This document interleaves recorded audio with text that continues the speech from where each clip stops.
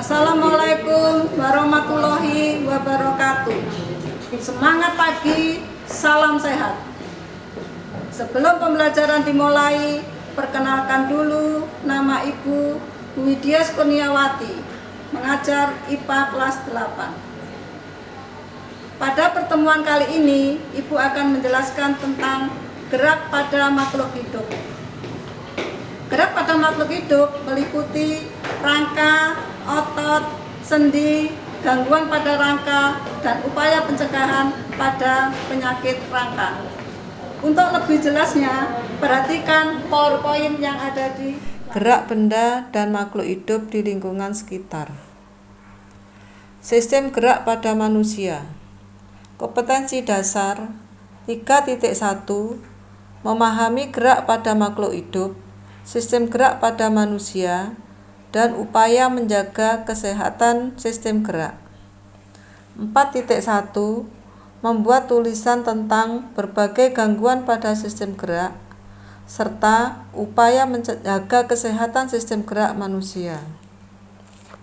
Tujuan pembelajaran: memahami berbagai sistem dalam kehidupan manusia.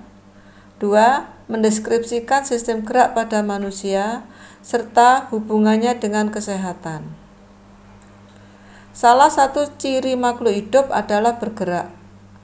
Bergerak tidak harus berarti bahwa makhluk hidup tersebut berpindah tempat dari satu tempat ke tempat lain. A. Sistem gerak. Pernahkah kamu menyadari bagaimana tubuh kita dapat memiliki bentuk seperti ini? Tubuhmu dapat memiliki bentuk karena memiliki sistem gerak. Sistem gerak tersebut terdiri atas tulang, sendi, otot. Ketiganya bekerja sama membentuk sistem gerak. Sistem gerak inilah yang memberi bentuk tubuh sebagai alat gerak, jalan, berlari, serta melakukan berbagai aktivitas lainnya. Ketiganya bersatu membentuk satu kesatuan dan memiliki fungsi yang berbeda-beda. 1. Tulang merupakan alat gerak pasif. Tulang tidak dapat digerakkan jika tidak terdapat otot. Otot dikatakan sebagai alat gerak aktif. Otot inilah yang menggerakkan rangka dalam kehidupan sehari-hari. Otot inilah yang disebut sebagai daging. 3. Sendi merupakan penghubung antar tulang dalam tubuh. B. Tulang penyusun rangka tubuh. Tulang adalah materi keras dan kaku yang membentuk rangka. Tulang-tulang tersebutlah yang menyusun bentuk tubuh kita, atau disebut juga rangka tubuh. Ini bentuk tulang. Kita sebutkan satu persatu. Yang atas sendiri ini adalah tulang tengkorak. Ini adalah tulang rahang bawah. Bawahnya ini adalah tulang selangka. Bawahnya adalah tulang belikat. Ini adalah tulang lengan atas. Ini adalah tulang dada. Ini tulang lengan bawah. Dibedakan menjadi tulang pengumpil dan tulang hasta. Tulang pengumpil ini lurusnya ibu jari, tulang hasta ini lurusnya jari kelingking. Ini adalah tulang jari. Lanjut ke bawah, ini adalah tulang betis dan tulang kering. Tulang kering lurusnya ibu jari, tulang betis lurusnya jari kelingking. Ini tulang paha, ini tulang tempurung lutut, ini tulang belikat, tulang rusuk, tulang belakang, tulang panggul. Dipelajari di rumah sendiri bentuk tulang dan dihafalkan. Lanjut, fungsi rangka. Membentuk bentuk tubuh. Contoh tulang tengkorak yang memberi bentuk pada wajah. 2. Menopang tubuh. Contoh tulang kaki yang menopang seluruh tubuh. 3. Melindungi organ-organ dalam.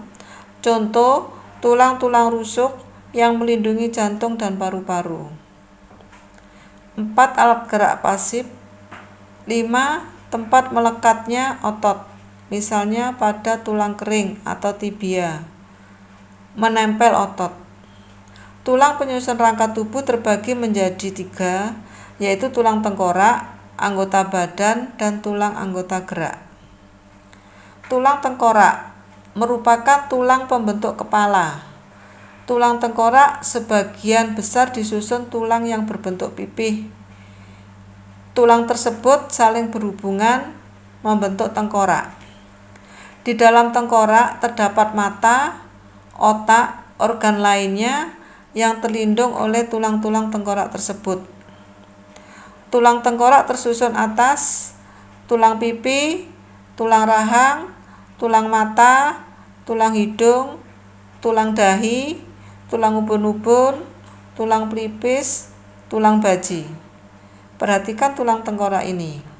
Ini adalah tulang dahi, ini adalah tulang hidung, tulang pipi, tulang rahang atas, tulang rahang bawah, ini adalah tulang baji, ini adalah tulang ubun-ubun, tulang kepala belakang, dan ini adalah tulang pelipis.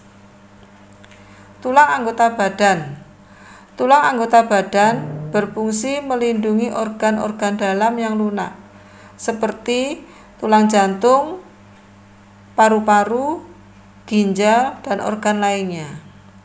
Tulang anggota badan tersusun oleh tulang belakang, tulang dada, tulang rusuk, dan tulang panggul. Masing-masing tulang tersebut membentuk kesatuan. A. Tulang belakang. Tulang belakang tersusun atas ruas-ruas tulang yang fleksibel tetapi kuat.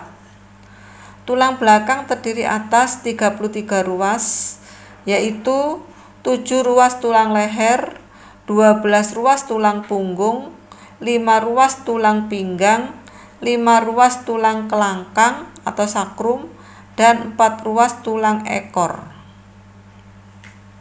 Ini gambar rangka manusia penyusun tulang belakang. Tersusun dari 7 ruas tulang leher, 12 ruas tulang punggung, 5 ruas tulang pinggang, 5 ruas tulang kelangkang, dan 4 ruas tulang ekor.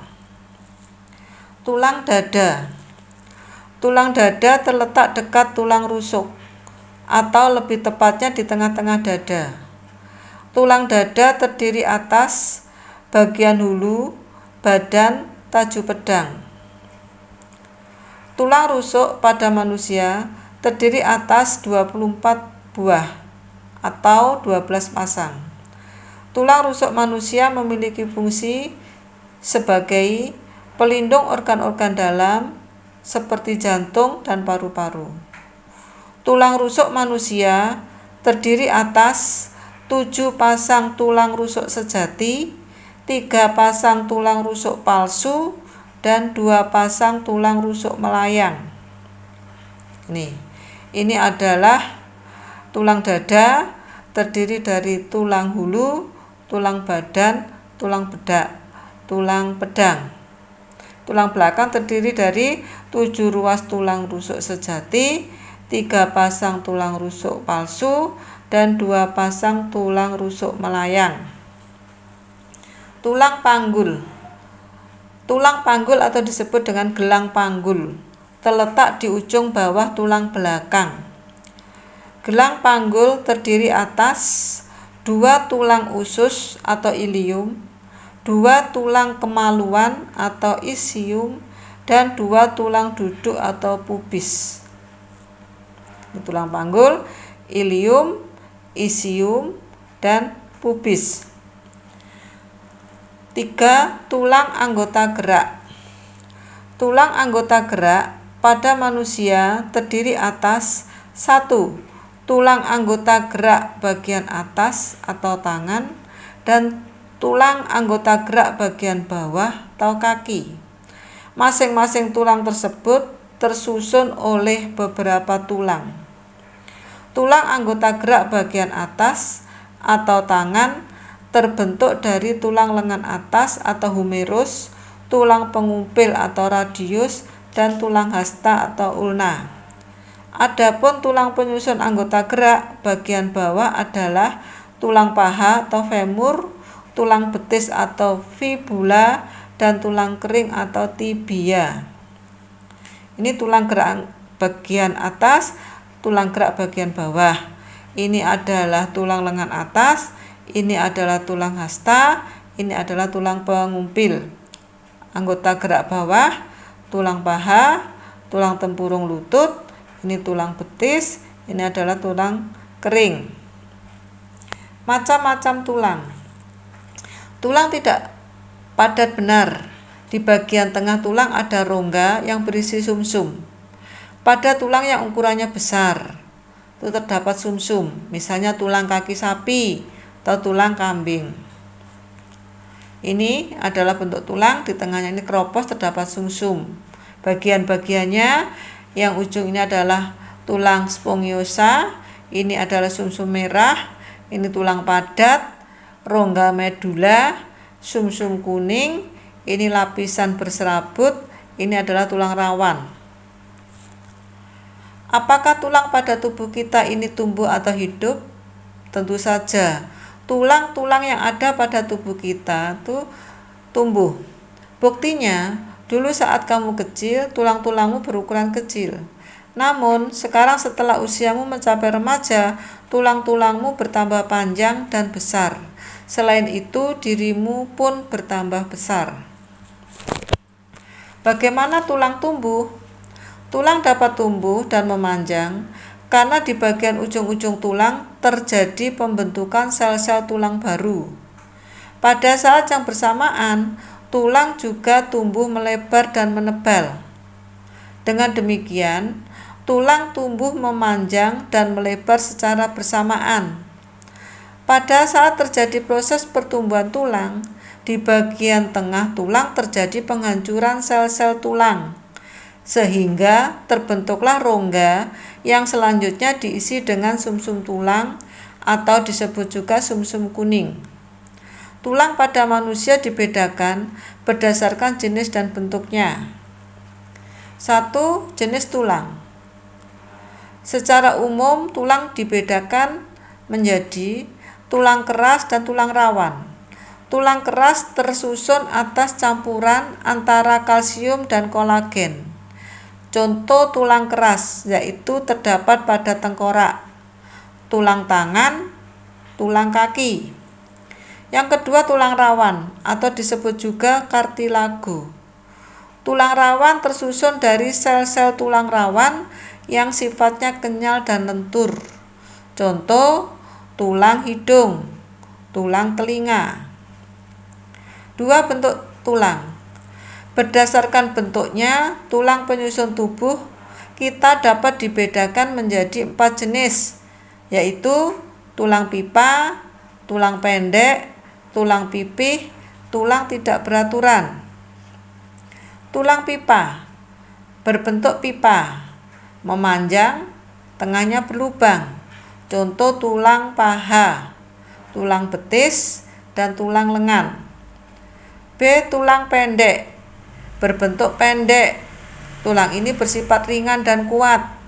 Meskipun tulang ini pendek, tulang ini mampu menahan beban yang cukup berat. Contoh, tulang pergelangan tangan, tulang telapak tangan, dan telapak kaki. Tulang pipih. Tulang ini memiliki bentuk pipih seperti plat. Contoh, tulang pipih adalah tulang penyusun tengkorak, tulang rusuk, tulang dada. D. Tulang tidak beraturan. Tulang jenis ini merupakan gabungan dari berbagai bentuk tulang. Contoh adalah tulang wajah dan tulang yang terdapat pada ruas-ruas tulang belakang. D. Persendian. Hubungan antara tulang yang satu dengan tulang yang lain disebut persendian. Pada ujung-ujung tulang terdapat tulang rawan yang merupakan bantalan sehingga tulang tidak langsung bertemu dengan tulang lain. Tulang-tulang pada persendian diikat oleh suatu bahan yang kuat dan lentur yang disebut dengan ligamen. Persendian diikat pula oleh otot-otot yang sangat kuat. Keadaan inilah yang membuat sendi memungkinkan adanya pergerakan. Namun tulang-tulangnya tidak lepas satu sama lain. Ruang yang terbentuk antara kedua tulang itu terisi oleh minyak sendi yang dihasilkan oleh membran sendi. Persendian memegang peran penting dalam pergerakan. Dengan adanya sendi, kaki dan tanganmu dapat dilipat, diputar, dan sebagainya. Tanpa sendi, kamu akan sulit bergerak, bahkan tidak dapat bergerak sama sekali. Memang ada persendian yang sangat kaku, sehingga tidak memungkinkan adanya gerakan. Namun, banyak persendian yang memungkinkan terjadinya gerakan. Berdasarkan sifat gerak sendi dibedakan menjadi sendi mati atau disebut dengan sinartrosis. Sendi mati adalah hubungan antar tulang yang tidak dapat digerakkan. Contoh pada tulang tengkorak. Kedua, sendi gerak atau diartrosis dan yang memungkinkan terjadinya gerakan tulang secara bebas. 3. Sendi kaku, ampiartrosis, hubungan antar tulang yang memungkinkan terjadinya gerakan tulang secara terbatas. Contoh tulang pergerakan tangan. Berdasarkan bentuknya, persendian dibagi menjadi 5 bentuk. Sendi peluru, sendi engsel, sendi putar, sendi geser, sendi pelana. Sendi peluru memungkinkan gerakan yang bebas hampir ke segala arah. Misalnya sendi lengan atas dan bahu. Sendi lengan atas dan bahu. 2. Sendi engsel memungkinkan gerakan satu bidang seperti pada pintu dan jendela. Misalnya sendi pada siku dan lutut. 3. Sendi putar memungkinkan gerakan memutar, misalnya sendi pada tulang leher. 4. Sendi geser memungkinkan pergerakan antar tulang, misalnya sendi yang terdapat pada tulang belakang. 5. Sendi pelana memungkinkan gerakan memutar dan melengkung, misalnya sendi pada ibu jari. Otot, bagian tubuh yang dapat melakukan pergerakan adalah otot.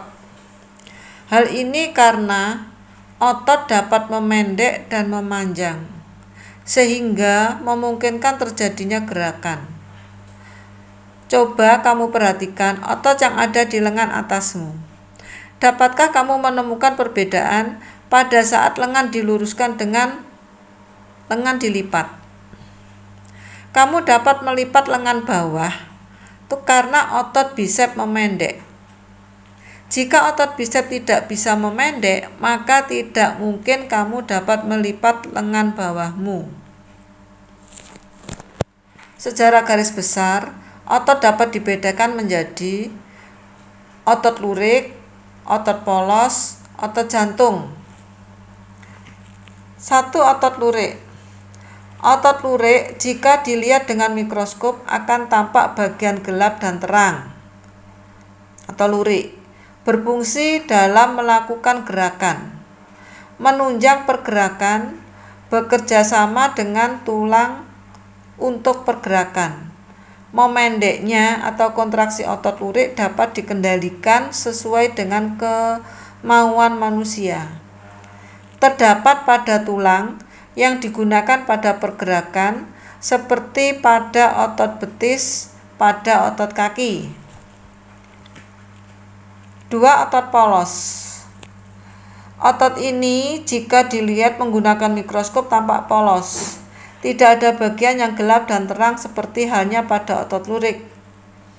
Otot polos merupakan penyusun organ-organ tubuh bagian dalam. Misalnya saluran pencernaan, dan saluran pernapasan. Kontraksi otot tidak dapat dikendalikan secara sadar, sehingga kamu tidak dapat menentukan kapan usus harus berkontraksi dan kapan harus berhenti. Otot polos bekerja di luar kesadaran manusia. 3. Otot jantung. Otot jantung tampak seperti otot lurik, namun kontraksi otot ini tidak dapat dikendalikan secara sadar. Oleh karena itu, kamu tidak dapat mengendalikan kapan jantung harus berdenyut cepat dan kapan harus berdenyut lambat. Lanjut, gangguan pada sistem gerak. Sistem gerak dapat mengalami gangguan atau kelainan. Kelainan pada sistem gerak dapat terjadi karena beberapa hal, seperti kelainan sejak lahir, kekurangan vitamin, atau kecelakaan. Kelainan pada sistem gerak dibedakan. 1. Rickets. Rickets itu merupakan suatu kelainan pada tulang yang terjadi karena kekurangan zat kapur, fosfor, dan vitamin D. Kelainan ini dapat terjadi dari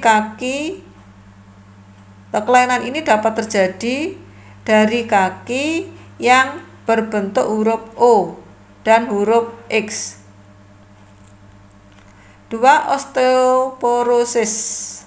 Suatu keadaan di mana penghancuran tulang lebih cepat daripada proses pembentukan tulang. Akibatnya tulang menjadi keropos. Penyebabnya adalah karena kekurangan kalsium.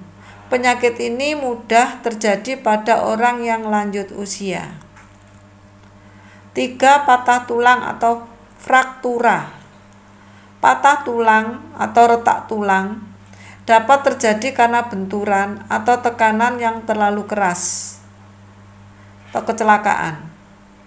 Dapatkah orang yang patah tulang sembuh kembali? Sebagai orang yang hidup, tulang mempunyai kemampuan membentuk jaringan baru untuk memperbaiki jaringan yang rusak. Oleh karena itu, penderita patah tulang, terutama jika usianya masih muda, dapat sembuh kembali. Akan tetapi, jika persambungan tulang yang patah tersebut tidak baik, maka bentuknya menjadi tidak sempurna seperti terlihat pada cacat. 4. Artrisis. Artrisis merupakan peradangan yang terjadi pada sendi. Dapat terjadi karena banyak mengangkat atau membawa beban terlalu berat ataupun infeksi mikroorganisme. 5. Lepas sendi. Lepas sendi dari tempatnya sehingga ligamen putus atau sobek. Hal ini dapat terjadi karena kecelakaan ataupun ketika melakukan olahraga berat. 6. Kebiasaan posisi duduk. Posisi duduk yang salah dapat mengakibatkan pertumbuhan dan posisi tulang seseorang mengalami kelainan. Kelainan tulang ini dapat terjadi karena kebiasaan posisi duduk yang salah. Contoh, kelainan akibat kebiasaan duduk yang salah adalah skoliosis, kifosis, dan lordosis. Skoliosis adalah kelainan pada tulang belakang melengkung ke samping, sehingga tubuh ikut melengkung ke samping. Kifosis, kelainan pada tulang belakang melengkung ke belakang, sehingga tubuh bungkuk. Lordosis merupakan kelainan pada tulang belakang, bagian perut melengkung ke depan, sehingga bagian perut maju. Ini adalah kifosis, lordosis, skoliosis. Selamat, kalian telah selesai mempelajari bab sistem gerak pada manusia. Selamat belajar dan semangat untuk meraih cita-cita. Demikian pertemuan kali ini. Semoga siswa-siswi bisa mengerti apa yang dijelaskan oleh Widias. Semangat pagi!